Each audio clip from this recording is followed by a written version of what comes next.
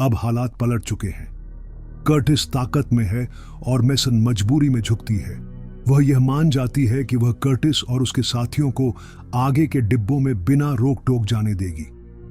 अब कर्टिस की टीम में नामगूंग और उसकी रहस्यमयी बेटी योना है, और गिलियम का निडर बॉडीगार्ड ग्रे भी है, और तान्या भी है, और दो ऐसे माता पिता जिनके बच्चे एंडी और टिम्मी रहस्यमयी तरीके से ट्रेन से ले जाए गए थे और अब तक वापस नहीं लौटे।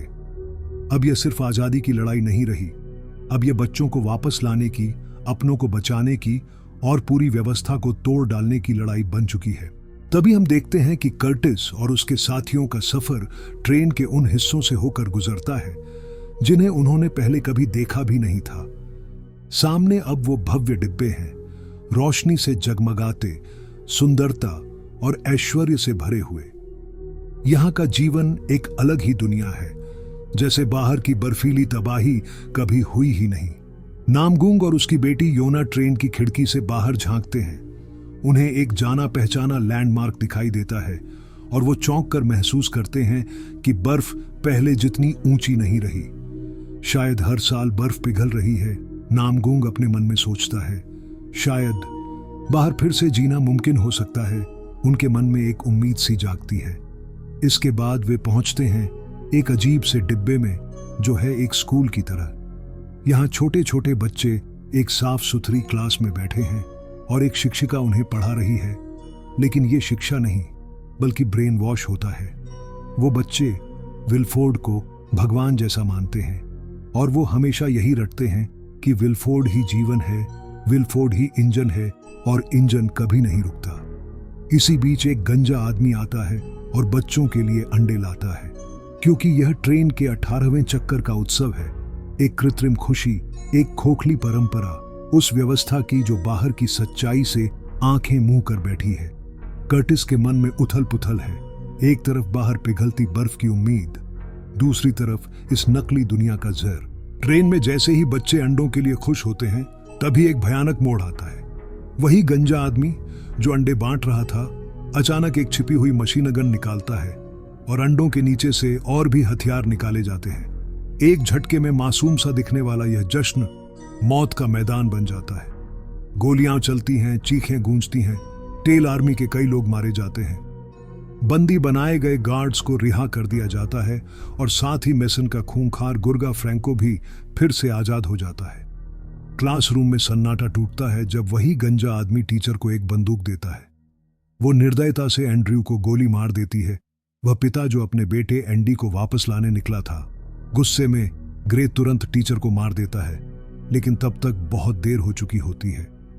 फ्रैंको क्लासरूम में एक वीडियो प्रसारित करता है जिसमें वह गिलियम की हत्या करता है। यह दृश्य देखकर कर्टिस टूट जाता है, लेकिन अब वह रुकने वाला नहीं है। वह तुरंत मिनिस्टर मेसन को गोली मार देता है, क्योंकि अब दया की कोई जगह नहीं बची थी। कर्टिस और उसकी टीम आगे बढ़ती है, लेकिन फ्रैंको पीछा नहीं छोड़ता है। वह हमला करता है और एक एक करके ग्रे और तान्या को बेरहमी से मार डालता है। तान्या जो अपने छोटे बेटे टिम्मी को ढूंढ रही थी और अब खुद नहीं बच पाती है। आखिरकार कर्टिस और नामगूंग मिलकर फ्रैंको को रोकते हैं और उसे मौत के घाट उतारते हैं। कम से कम उन्हें ऐसा लगता है। अब कर्टिस की टीम लगभग खत्म हो चुकी है। दोस्त मर चुके हैं, गुरु खो चुका है और दुश्मन अब आखिरी दरवाजों के पीछे है, जो कि इंजन के पास है। तभी हम देखते हैं कि इंजन से ठीक पहले वाले आखिरी डिब्बे में सब कुछ बदल जाता है। यहाँ नामगूंग एक बड़ा सच बताता है। वह क्रोनोल को नशे के लिए नहीं बल्कि एक विस्फोटक के रूप में इकट्ठा कर रहा था।